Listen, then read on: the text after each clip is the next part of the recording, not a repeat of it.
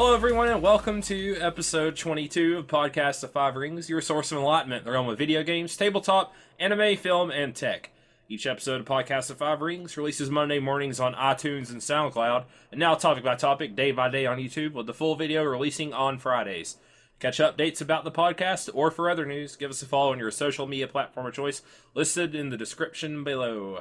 I'm your host, GM, and overseer of Podcast of Five Rings, returning after our big, long, 2-week break, Obsidian.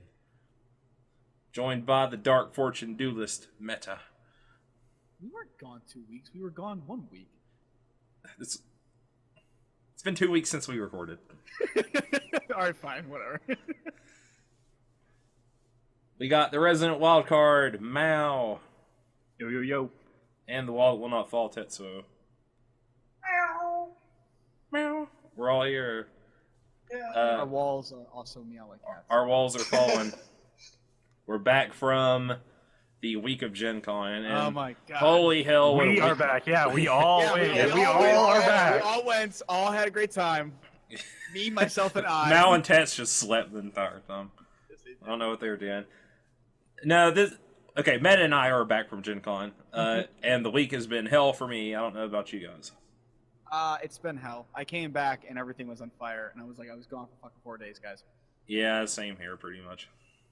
Literal fires, meteorites falling from the sky, volcanoes exploding everywhere. Cthulhu rising from Malay. It was a travesty. Yeah.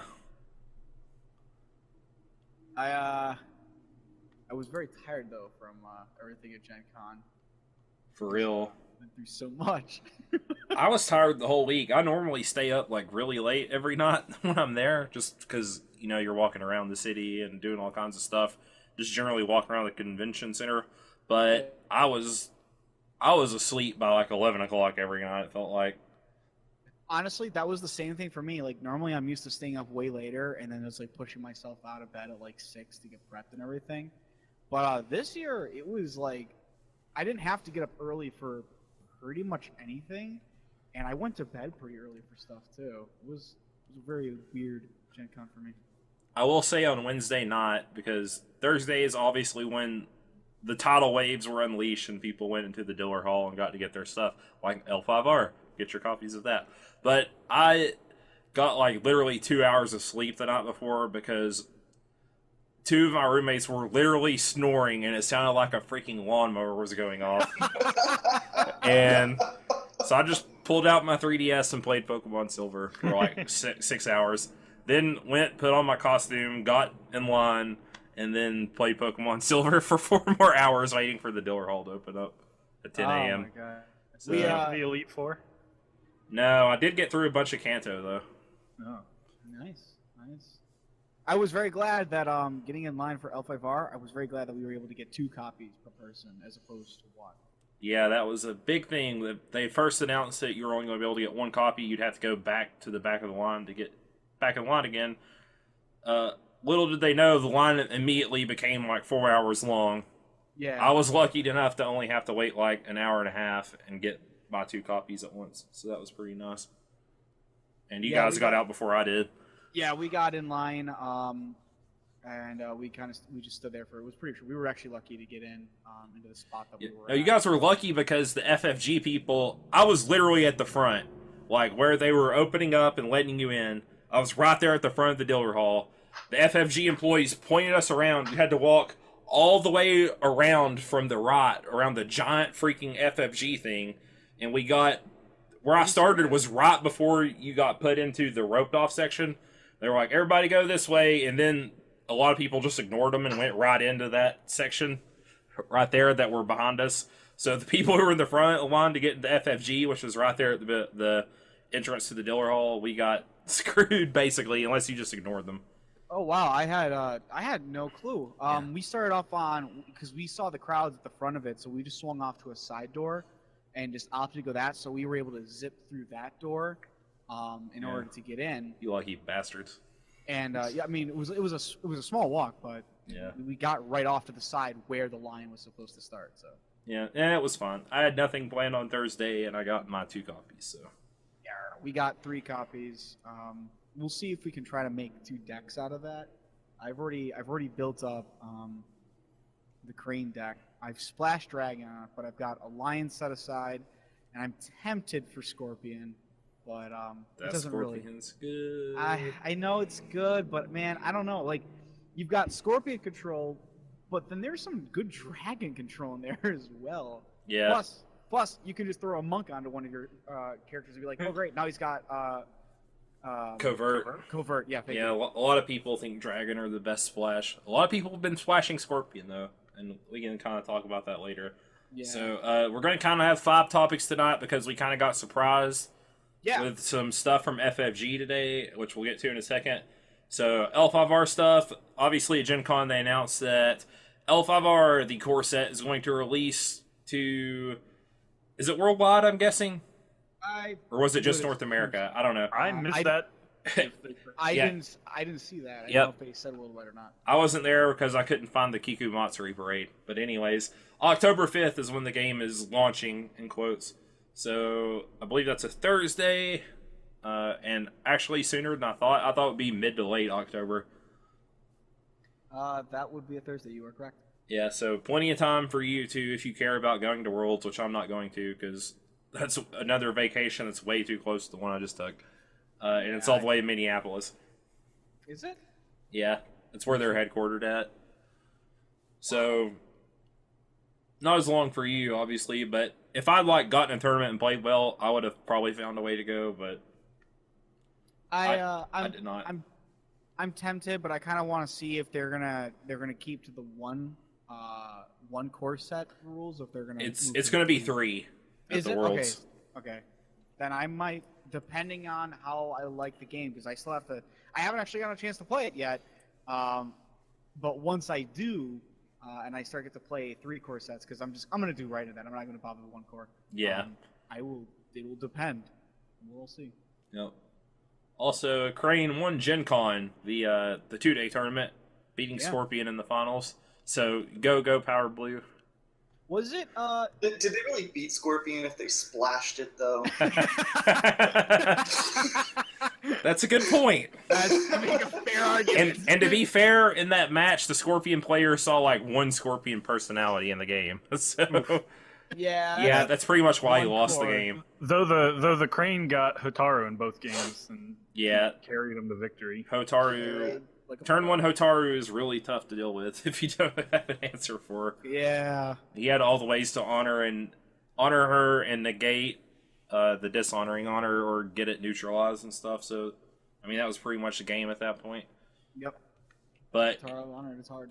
Anyways, we're not going to break down a match that's already taken place 5 days ago. We're going to talk about the Tears of Amaterasu Dynasty Pack, where they... Well, I guess you can also mention that this first storyline prize happened. Oh, yeah, that happened. Nobody wants to know about that. What are you talking about? Long story short, the unicorn didn't get their magic taken away, but now Shaha has to teach it to the Imperial families, the secrets of it, which is interesting. I think it was just the Sepun she had to teach it to, not all of them. Yeah, the Hidden Guard, I think. Hidden Guard. The Hidden Guard, specifically, Yeah. So... Unfortunately, none of the unicorn made... what was it, Hamataru? Or what was it called? Hanamoto. Hanamoto. Yeah, no unicorn Hanamoto, because apparently they're really hard to be effective with out of 1 core set. I would not be surprising. Yeah, I think one went 4-1, but I just narrowly missed it. So, interesting that Shaha is going to be teaching them, considering in the old storyline she was the wife of Daigotsu and a horrible Mahosuka. Huh. Yeah. So this might affirm the Phoenix's fears in a way. I think this was planned all along. She was going to corrupt the Sepun into the new spider. What? Or the equivalent. Yeah, whatever that is. Yeah. It'd probably fracture, knowing the Imperial family. Anyways, let's get on to the Tears of Amaterasu. This is going to be the first Dynasty Pack, which is the expansion pack for the game. I'm surprised. Comes out the first month after, I believe. I think so. And I think they had said what the name was, but I'm surprised that we get to see cards for it so soon. Yeah, So- that was really quick. Yeah. So we're Oh, gonna, it just says fourth quarter, so we don't know if it's exactly the next. I bet it'll be after Worlds probably, maybe late Yeah. November. Some people said that it was like there was like 3 months in between the first release and the core set with some of the others, but they Yeah. also didn't like that, so maybe it'll only be a month or two. I think if they've already got previews of the cards up, though, that kind of tells me that they've already at least figured out all the cards that they need to really figure out. Oh yeah, I'm sure this has already Yeah. been printed. They were Yeah, calling. Yeah, that's what I was thinking. Yeah, they were calling the first part I just don't know Imperial. when they'll release it. Imperial something, Imperial set, or I don't want to say block because there's a Magic, obviously, but so we're going to talk some cards here. I think each clan got to see a card. We got to see part of the Goblin card, which got a lot of Shadowlands players excited. Yeah, Yeah. It's a neutral for now, so keep your It's- pants. it's only one military and 0 political or a dash political for 2. It's probably fates. So it's probably ability covert or probably- something. Are you trying Yeah. to tell me that my goblin cannot go into a political fight? That is correct. I would hope not. Good God.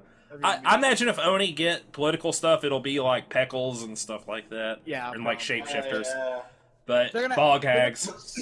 Some of the Oni are gonna have to have political because otherwise they would just You just get can't play the game. crushed. Or you Yeah. just play Yeah, if Unicorn they and run become a those cards. faction.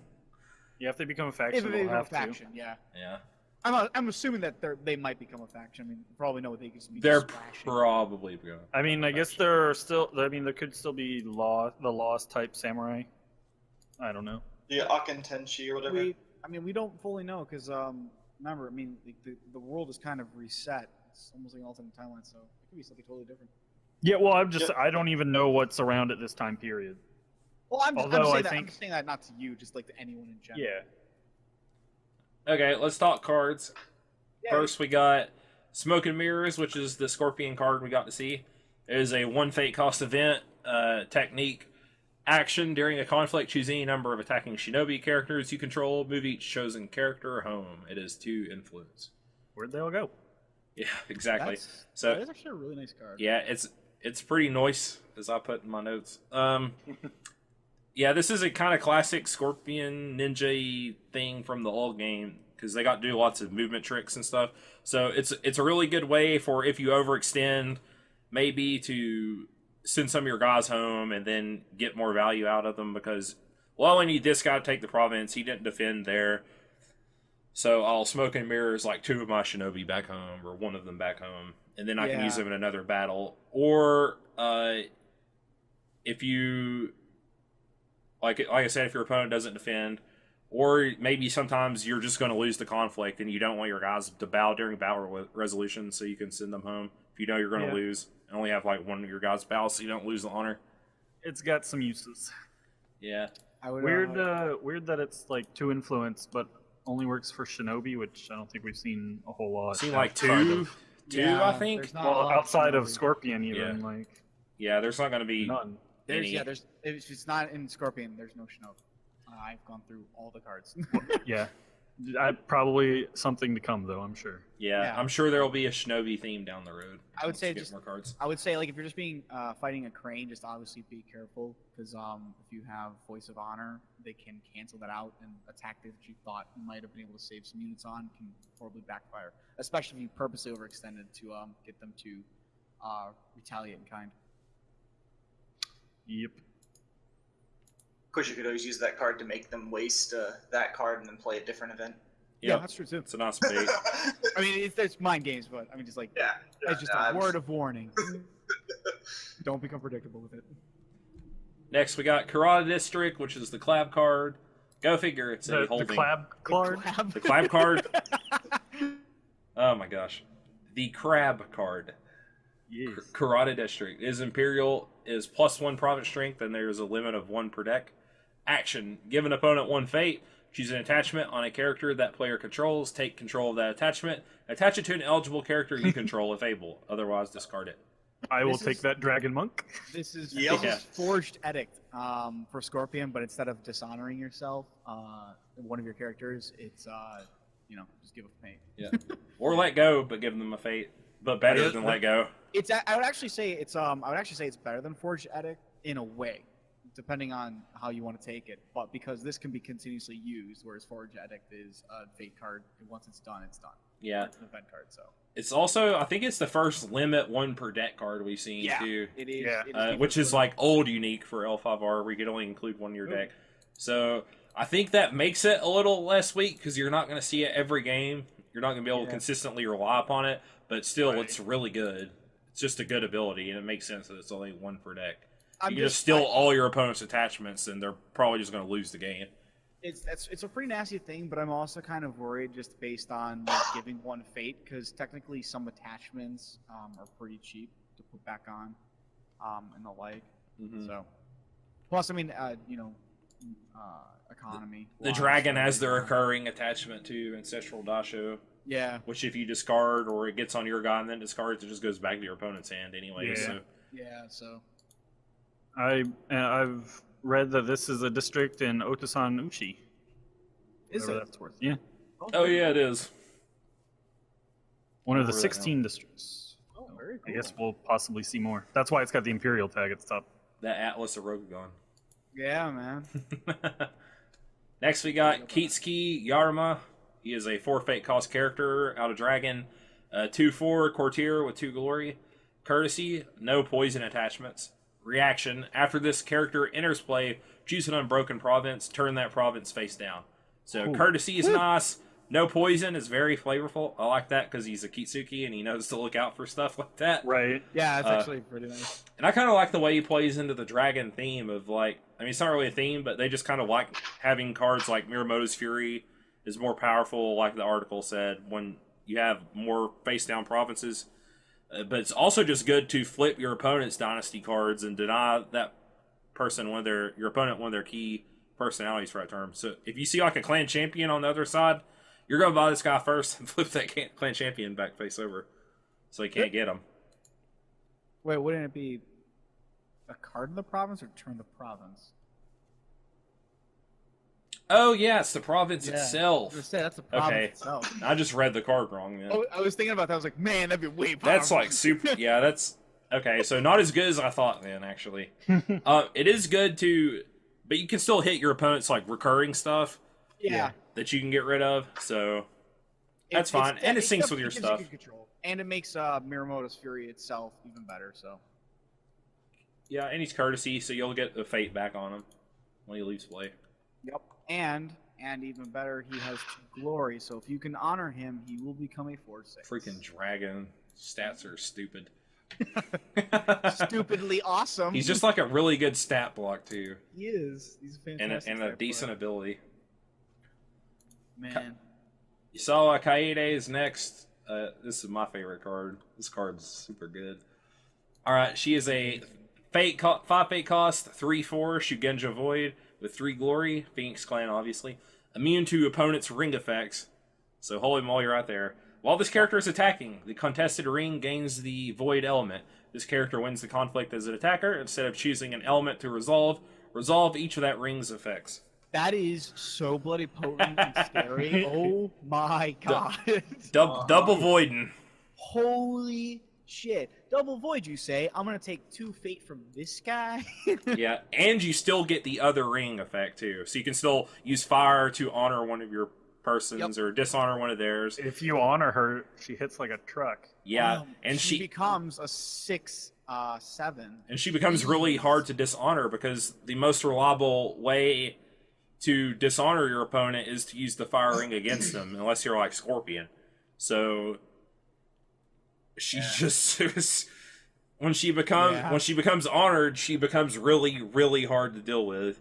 And Void is just scary. a really good element. I think probably out of the games I saw, because I watched a bit of the stream, I wasn't able to be in the play hall very much. The Void and Fire were some high priority rings. Void, Fire, and Water seemed like the really high priority ones. So and not being able to be bowed, have a Void or have a fate taken off her, or become dishonored is just strong on its own. And then you get this ability on the top. She's just a really scary card. Yeah. The only problem is she's expensive. So I don't know if you can justify running her and Sakune. You might have to choose between one of the two. She was the person who brought the unicorn stuff to the. Yep, she is the Master of Void. Mm. And in the Or old no, game, she was. Ujina's still the Master of Void, but she's the daughter of Ujina. She eventually became Yeah, the she's- Master of Void in the old game, and the Oracle. Yeah, and the first Totori Empress. Yep. So Oh wow. we did find out in the story that she is still engaged to Totori. So maybe Yeah.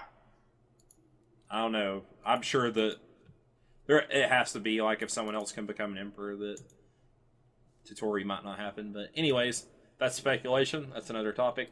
Let's get on to Swift Magistrate, who's a 3 fate cost character, a 2/2 Bushi Imperial Magistrate with 1 glory. She's clearly riding a horse.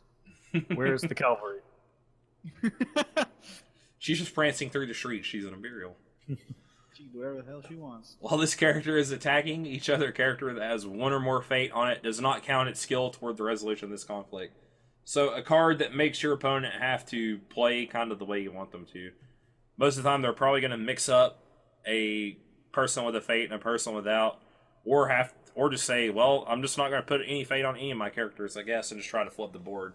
So it's a way for you to basically kind of control the board state just with her presence on the board, because your characters are useless if they're not contributing skill to the conflicts they're in. Yeah. I don't know how I feel about that one. She is symmetrical, Yes. so it's both sides. Mm-hmm. Interesting. I think she's a really good defender. Yeah. She can be a really good attacker too if the right situation presents Well, itself. she's gonna be a better attacker than she will be a defender just because of the nature of her ability. But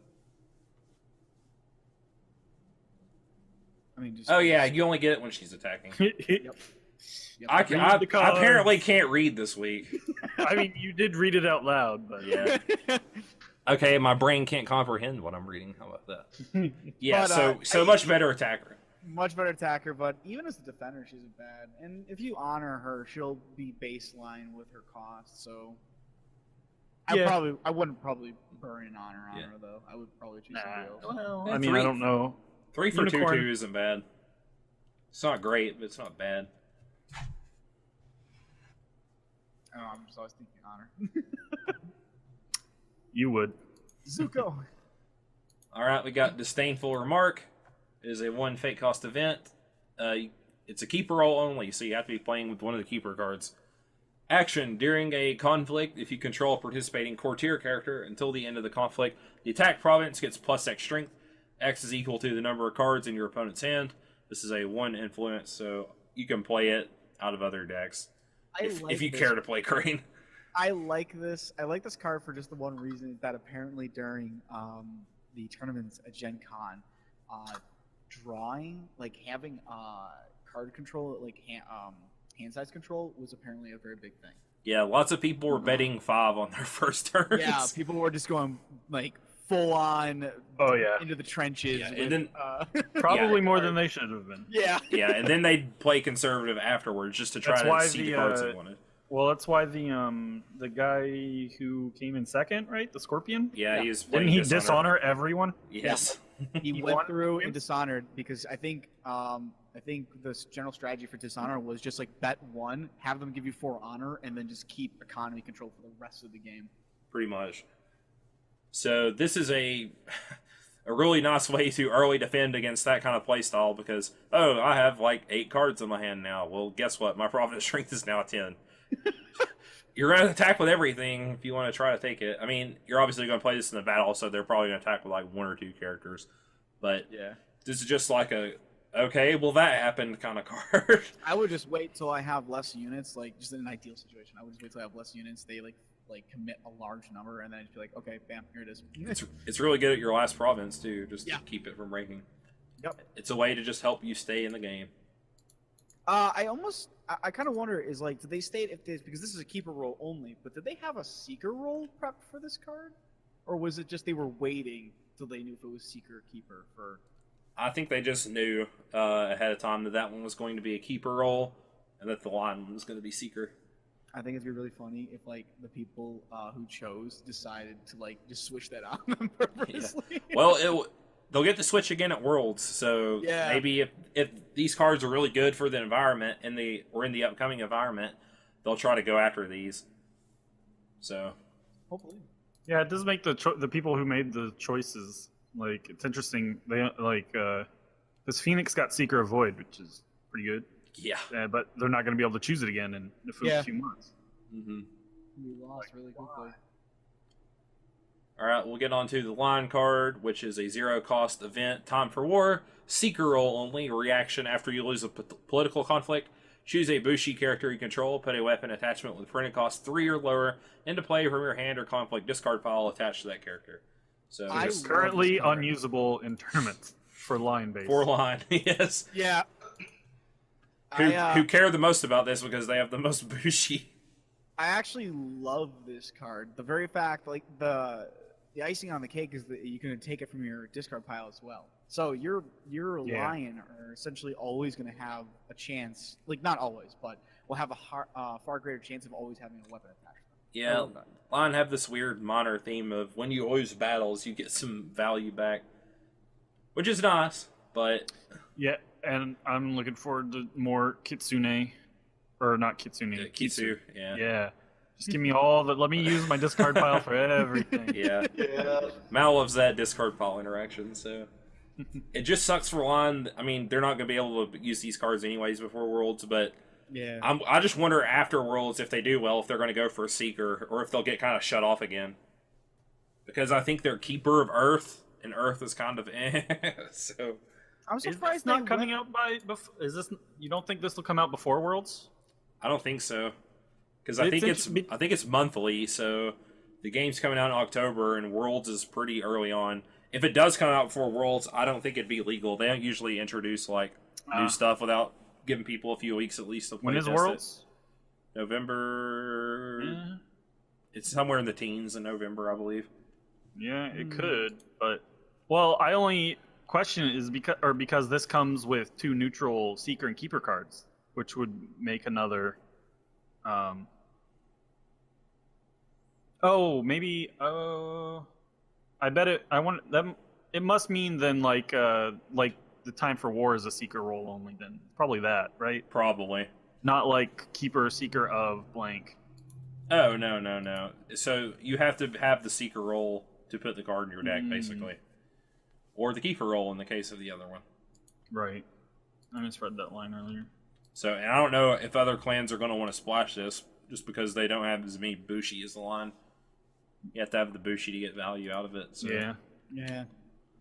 I haven't looked at the distribution. That is the one thing I noticed is like it really feels like it's really hard to make the most out of some of the other clans. For certain clans is splashing. Which is kind of sad in a way because it'd be really cool to see something like this, like really interesting synergy between, like say Phoenix and Lion or Crab Crane. It'd be really cool to see like greater synergy with them. But I mean, I guess the last one isn't solely true because there's some really potent cards for the Crab that work with Crane. Yep. But just the idea is like taking these clans that you really generally wouldn't think to mingle them together would be really cool to see. But there's a lot of cards that do focus on like either having Bushi or Monk or certain keywords. So I mean, you can only get so much out of like a core set. Yeah. I mean, like by the time we see Yatsuki,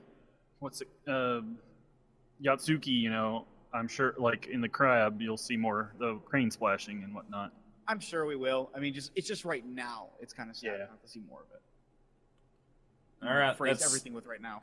That's pretty much all the L5R stuff we got. So we weren't even going to really talk about it, but we got this article out today. So yeah, I wonder if they're gonna keep this is a one-time thing and they're going back to Wednesdays, or if L5R is now Thursdays. Or if it'll skip weeks or something. Yeah. I don't know. We still don't know when fictions are going to come out. Right. It's going to be a reliable like weekly or bi-weekly thing. So